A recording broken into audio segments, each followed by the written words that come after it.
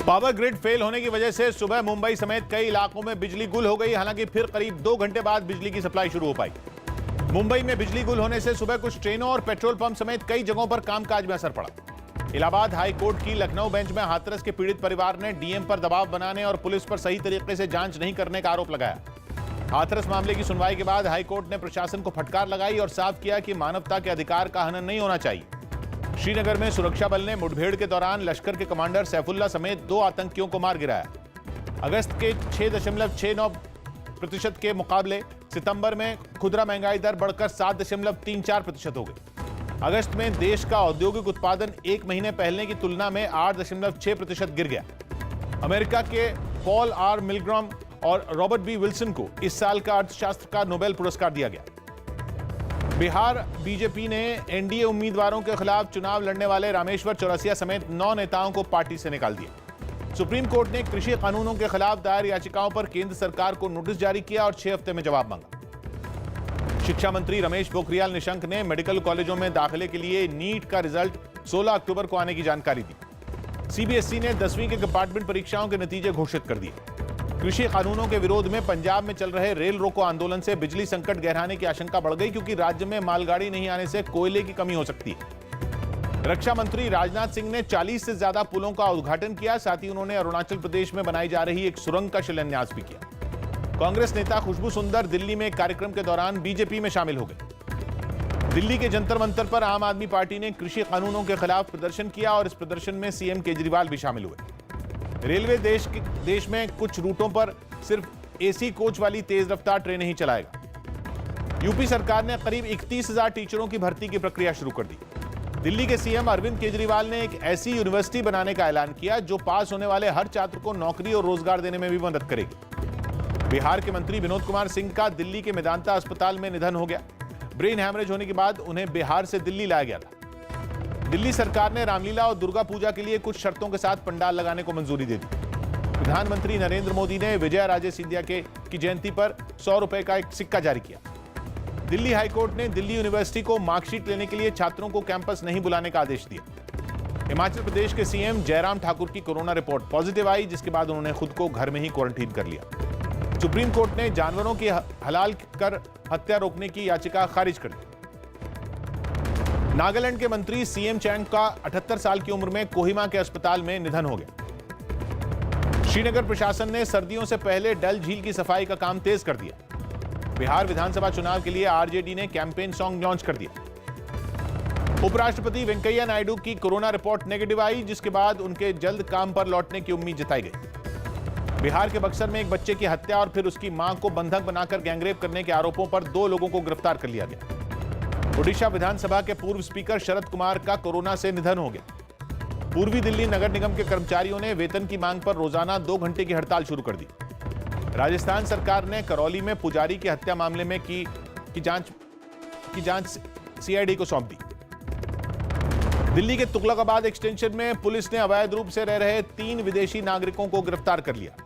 मुंबई में एनसीपी प्रमुख शरद पवार ने सीएम उद्धव ठाकरे से मुलाकात की, जिसमें बिहार विधानसभा चुनाव पर चर्चा हुई।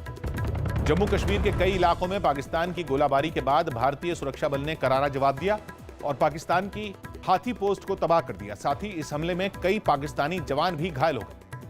पटना में भी जिला प्रशासन ने कोरोना के खतरे की वजह से रामलीला और रावण वध के कार्यक्रमों की इजाजत नहीं दी। हाथरस केस में ईडी के अधिकारियों को 100 करोड़ की विदेशी फंडिंग के कोई सुराग नहीं मिले। पश्चिम बंगाल सरकार ने सांस्कृतिक कार्यक्रमों के आयोजन पर रोक लगा दी, लेकिन नवरात्र आयोजन को कोरोना नियमों की शर्तों के साथ इजाजत दे दी गई। बिहार के सिवान से पुलिस ने एक आरोपी को गिरफ्तार कर करीब 1.5 क्विंटल गांजा बरामद करने का दावा किया, जिसकी कीमत 1 करोड़ रुपए आंकी गई। यूपी सरकार नवरात्र में मिशन शक्ति नाम से एक अभियान चलाएगी, जिसके जरिए महिलाओं की सुरक्षा और सशक्तिकरण पर जोर दिया जाएगा। पंजाब से मजदूरों को लेकर छत्तीसगढ़ जा रही एक बस अंबिकापुर में हादसे का शिकार हो गई, जिसमें 11 लोग घायल हो गए। राजस्थान के झालावाड़ मेडिकल कॉलेज के कुछ डॉक्टरों ने प्रदर्शन किया और वेतन बढ़ाने की मांग की।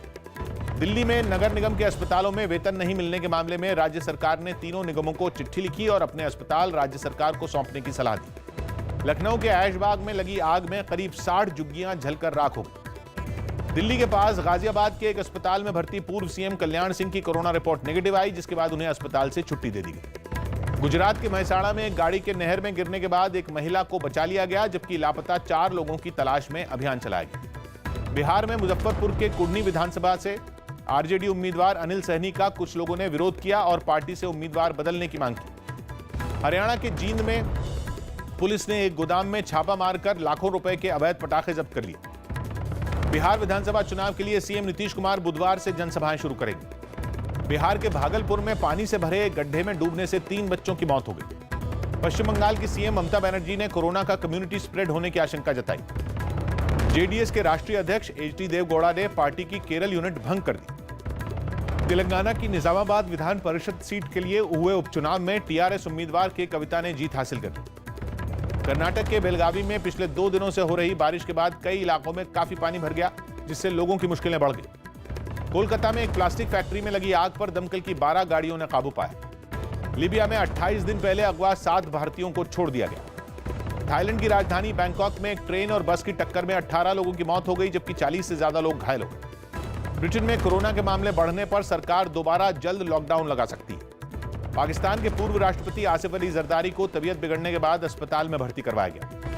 चीन के चिंगडाओ में कोरोना के कुछ नए मामले सामने आए, जिसके बाद वहां 5 दिन में 90 लाख लोगों का कोरोना टेस्ट करवाने का फैसला लिया गया। पाकिस्तान के सिंध प्रांत में पुलिस ने एक मंदिर में तोड़फोड़ का मामला दर्ज किया और एक संदिग्ध को गिरफ्तार कर लिया।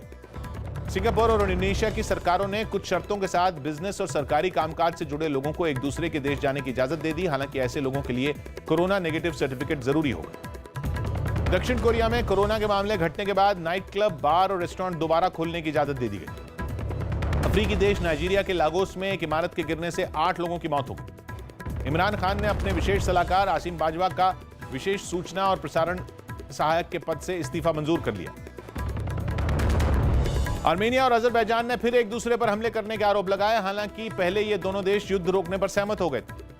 दक्षिण कोरिया ने उत्तर कोरिया की नई मिसाइलों पर चिंता जताई और किम जोंग उन से हथियारों को कम करने के समझौते का पालन करने की अपील की।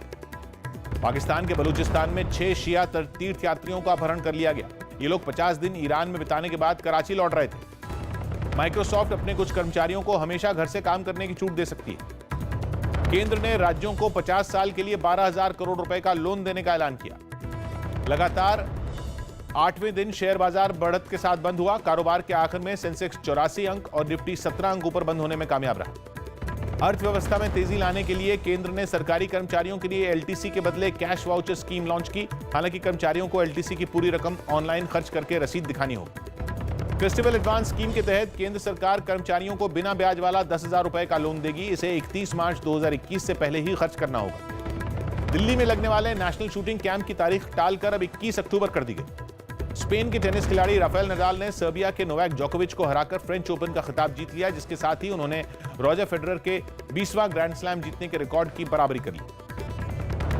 आईपीएल में मुंबई इंडियंस ने दिल्ली कैपिटल्स को 5 विकेट से हरा दिया और वो इस जीत के साथ ही पॉइंट्स टेबल में पहले स्थान पर पहुंच गए। आईपीएल में रॉयल चैलेंजर्स बैंगलोर और कोलकाता नाइट राइडर्स के बीच मुकाबला जारी है, जिसमें बैंगलोर ने अभी 2 विकेट पर 173 रन बना लिए। इंटर मिलान फुटबॉल टीम के एशले यंग की कोरोना रिपोर्ट पॉजिटिव आई। दिल्ली कैपिटल्स के बल्लेबाज ऋषभ पंत चोट की वजह से आईपीएल से 1 हफ्ते के लिए बाहर रहेंगे। सनराइजर्स हैदराबाद और चेन्नई सुपर किंग्स के बीच कल दुबई में भिड़ंत होगी। बांग्लादेश क्रिकेट बोर्ड ने कोरोना के लगातार बढ़ते मामलों की वजह से इस साल होने वाली बांग्लादेश प्रीमियर लीग को रद्द कर दिया। भारतीय फुटबॉल टीम के पूर्व कप्तान कार्लटन चैपमैन का बेंगलुरु में दिल का दौरा पड़ने से निधन हो गया। आईसीसी ने शशांक मनोहर की जगह चेयरमैन के पद के संभावित नाम भेजने के लिए अपने बोर्ड ऑफ डायरेक्टर्स को 18 अक्टूबर तक का समय दिया। अमेरिका में बास्केटबॉल लीग एनबीए के फाइनल मुकाबले में लॉस एंजलिस लेकर्स ने जीत हासिल की, जिसके बाद टीम के समर्थकों ने कई जगह जश्न मनाया। पीवी सिंधु को वर्ल्ड टूर के फाइनल में सीधी एंट्री नहीं मिलेगी, क्योंकि अब तक विश्व चैंपियन को सीधी एंट्री मिलती रही थी, लेकिन इस बार कोरोना संकट का हवाला देते हुए बैडमिंटन वर्ल्ड फेडरेशन ने इस नियम में बदलाव कर दिया। कोरोना संकट के बीच लंबे समय बाद डेनमार्क ओपन के जरिए कल से बैडमिंटन खेलों की शुरुआत हो जाएगी, जिसमें के श्रीकांत और लक्ष्य सेन भी हिस्सा लेंगे। नेशंस लीग फुटबॉल टूर्नामेंट के लिए के एक मैच में इंग्लैंड ने बेल्जियम को 2-1 से हरा दिया। अक्षय कुमार और सोनू सूद ने फिल्म पृथ्वीराज की शूटिंग फिर शुरू कर दी, जबकि कैंसर का इलाज करवा रहे संजय दत्त दिवाली बाद शूटिंग शुरू करेंगे। दिलजीत दोसांझ और मनोज वाजपेयी की कॉमेडी फिल्म सूरज पे मंगल भारी 13 नवंबर को दिवाली से पहले रिलीज होगी। सलमान खान और दिशा पाटनी की film Radhe your most wanted भाई की शूटिंग खत्म हो गई। कंगना रनौत ने जयललिता की जिंदगी पर बन रही फिल्म तलाइवी की हैदराबाद की शूटिंग पूरी कर ली। कोरोना से ठीक होने के बाद अभिनेता अर्जुन कपूर ने फिल्म की शूटिंग शुरू कर दी। हॉलीवुड अभिनेता डेव बाटिस्टा की फिल्म माय स्पाई इसी शुक्रवार सिनेमाघरों में रिलीज होगी।